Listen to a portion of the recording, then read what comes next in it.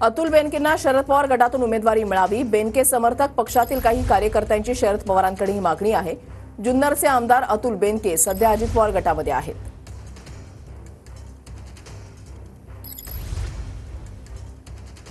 समाजाला वल्लभशेठ बेनके पासून 85 ला वल्लभशेठ बेनके पहिले निवडून आले। तो 30 वर्षामध्ये 20 वर्ष ते आमदार राहिलेत।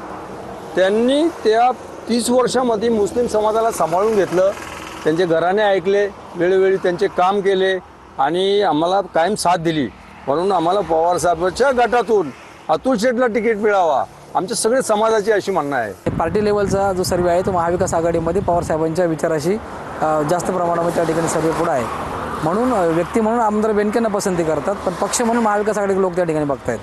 म्हणजे जर महाविकास आघाडीमध्ये आपण जर त्या ठिकाणी पाहिलं, जर संधी देण्याचं कोणाला काम केलं तर त्याच्यामध्ये व्यक्ती म्हणून आमदार बेनके पुढे आहेत।